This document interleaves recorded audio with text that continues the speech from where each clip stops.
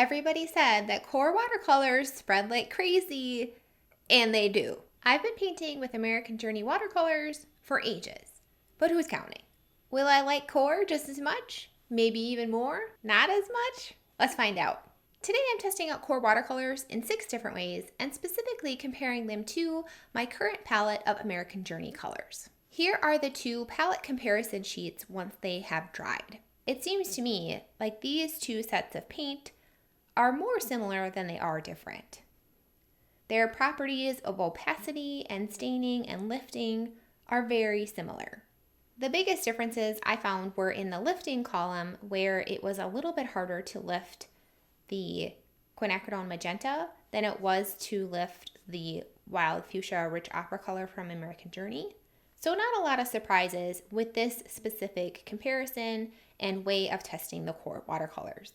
The first thing I did was compare the American Journey, my American Journey palette, with the QoR palette of matches of colors, either the same exact color, cobalt teal, ultramarine blue, neutral tint, buff titanium. Even this is actually the same exact color because it has the same color code. Or very similar colors. I have Joe's Yellow, which is Azo Yellow, and then the closest I could find from their website was this Hansa Yellow Light. I have quinacridone gold, and QoR used to have quinacridone gold. I don't believe they have it anymore, so I just substituted this transparent red oxide. Otherwise, all these colors are exactly the same pigment codes. So on this paper, I'm mostly just testing the spread, and I will go ahead and show you the video of the spread test after this. But I wanted to just show you, these were the colors I tested. I did not test their whole lineup of colors. They have a lot. I just wanted to compare it, mostly the properties of QoR compared to how my American Journey palette of colors behaves. So the first thing, when I opened the QoR watercolors, I really like their packaging. And I just wanted to give the packaging a little bit of a shout out because it actually kind of shows what it looks like once it's on paper. How it can go from this really rich, dark color to more of a granulation. And I thought that was really neat that they actually kind of show that right on the package. So if you're in the store or whatever, you can kind of see a really good representation of how it will look once it's on the paper. I like that a lot. And then of course it does talk about the light fastness rating and the different pigments that are in it, the transparency level, and that G if it granulates. Pretty cool. So there's a lot of information right on there. The other thing I did was I got these extra 2 colors, and in this video I'm also going to go through a comparison of Carbon Black, the Carbon Black QoR color, with my favorite neutral tint, comparing both the American Journey neutral tint and the QoR neutral tint with the QoR Carbon Black in the typical applications that I like to use it. And we're also going to be going over a fun use of one of their interference colors, and I'll show you how that works. The spread test. I started by creating 7 squares for each of the palettes and wetting each of those squares a lot. Like the water is pooling. There is a lot of water in each square. And then I took a really heavy mix of whatever color I was testing on a kind of blotted brush, so the brush wasn't heavy with water either because I didn't want that to affect the spreading. And then I just painted the edge around that really wet box. All in all, the American Journey watercolors behaved how I expected them to, probably because I've been working with them so long that I didn't really get too surprised. Although lately I do want to point out I've been noticing that my quinacridone gold American Journey color likes to spread, and I have always known that ultramarine kind of likes to spread, and lately I've been thinking, oh my goodness, quinacridone gold also really likes to spread, but it spreads in a way that it almost repels the water too, and it dries faster. It's kind of odd, but you can kind of see that a little bit in this video. Next up, I did the exact same thing, but with the QoR colors. And I was expecting them to basically do what they did, because I had heard that they love to spread. Initially, I was so excited about this quality, but I put it to the test and incorporated the transparent red oxide color into a painting I did. I did it as a live on my channel, the Chihuahua, and I didn't like how it behaved. It spread too much for me. So we'll get to that after we finish this spread test. So you can just see here how all the colors are really just going to town and trying to take up the space that I had painted with water. Now that we look at this same test, but once the water and the color had totally dried, you'll see that there's a lot of blooming that happened on both sides. And that's because, like I said, I was adding pools of water, and so the water was drying unevenly in a very thin layer on one end of the box and then in a thick pool on the other end. And so that creates the blooming. And I do think that that blooming kind of contributed to the look of it having spread more than it really would have had it not had the opportunity to bloom as it dried. There are some areas in the test where you can kind of see that white box in the middle being covered up by the bloom, especially on the American Journey side. So I would say the American Journey colors still spread, but not nearly as much as the QoR colors do. Getting back to that video that I mentioned about using the color and having it spread too much in my painting of the brown Chihuahua, I was mixing the transparent red oxide QoR color with my American Journey neutral tint. And the caveat with that is that the colors, I think they work well together. You can mix and match brands, but it really took on that property of spreading, even though it was mixed with an American Journey color. I could not get those ears to do what I had anticipated they would do. It was a huge surprise, and it was a really big learning experience for me. You can check out that live video if you're interested in seeing what happened and how I kind of navigated it. But all in all, I think because I expect watercolors to work in the way that they've been working for me for the last decades, using QoR in a painting was really challenging. But I'm really glad I did, and that I was able to do it before I made this review video, because that's the biggest test of all. You can make these little test cards and test different mixes and different properties of granulation and lifting all day long, but it doesn't really matter until you incorporate it into the painting you want to do. For my next test, I mixed up some secondary colors. I have two different blues, so we're going to do two different greens and two different purples, one mix of orange, and then we're going to mix each of those with Titan Buff, also known as Buff Titanium, so that we can kind of see different color options we have with this set of 7 colors. I like to let my colors mix on the paper, so I'm going to continue that today. So I'm going to try to work fast if I can to give myself time, hopefully before the paper dries, to let these colors mix.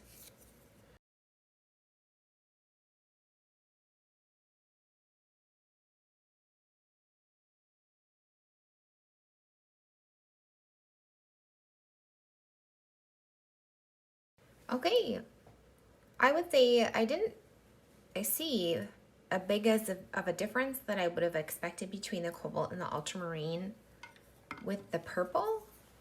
I don't know if maybe I just need to use more cobalt. That helps make it look a little different.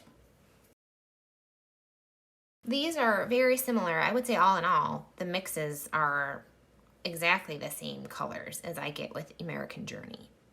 Very, very similar. And then the Buff Titanium is, of course, making them opaque. It makes them a little bit muddy. I would expect the same thing to happen with American Journey.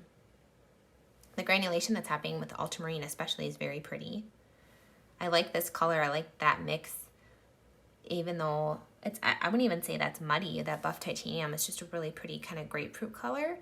And it softens how vibrant that mix is of the orange, which could be really nice if you're not trying to go for like a super psychedelic look in your art.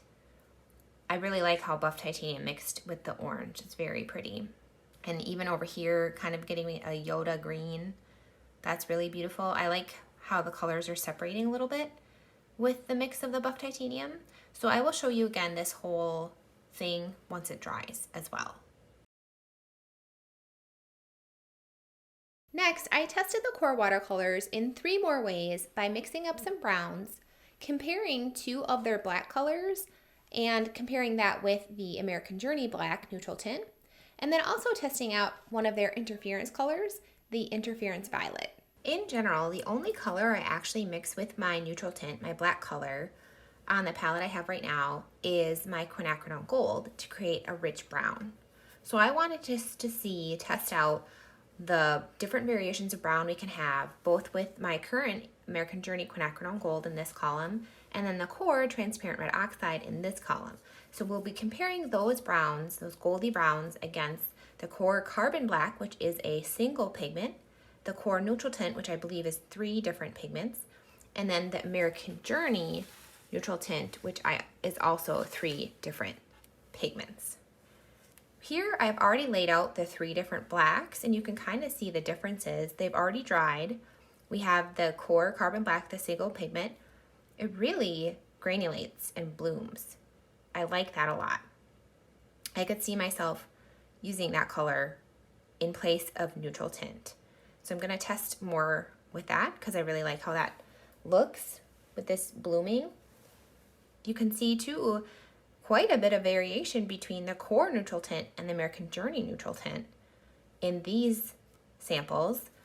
American Journey neutral tint is also doing this beautiful blooming over here, similar to the QoR carbon black, but it doesn't granulate quite as much as the QoR neutral tint. I can see it seems to be a little bit darker, a little bit more evenly pigmented, which, you know, can be a pro or a con because I also like granulation, so that unevenness is not necessarily a bad thing. But I do see that this kind of has this cool tint to it. It looks like it's more bluish, even more so than the American Journey neutral tint, even though they both are a combination of pigments, whereas this carbon black is just one single pigment. So let's go ahead and mix those with the browns, and then we'll come back over to this to just do a fun thing with the QoR interference violet. We'll go ahead and lay down our black first, just because typically that's how I do it when I paint. It's not always that way, but sometimes that way. I'm going to start with my American Journey. So I have my American Journey neutral tint here. Okay, we're going to move on to my QoR colors. I have my neutral tint QoR on this side of the palette that a little test palette I made. So QoR neutral tint. I kind of feel like I have to put more pigment down than I did with the American Journey neutral tint. And when it's wet, this is significantly darker, but they dry to a very similar darkness.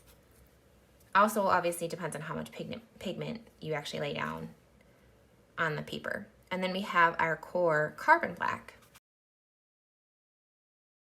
Let's go ahead and work with, do our brown mixes.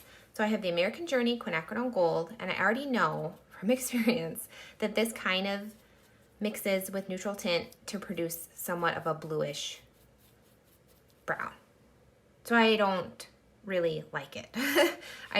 I try not to do that mix in my paintings. So there's a lot of neutral tint here. I want to pick a little bit of that up so that we can make a nice brown color. And that's looking really good as a darker brown. When you lift it, I'll show you that, you can kind of see that green undertone from how, just because of this pigment seems to have a very yellowish, goldish color to it. Same thing here. Pretty similar results. We're getting that kind of green undertone, which I think could actually look really beautiful if you're doing landscapes.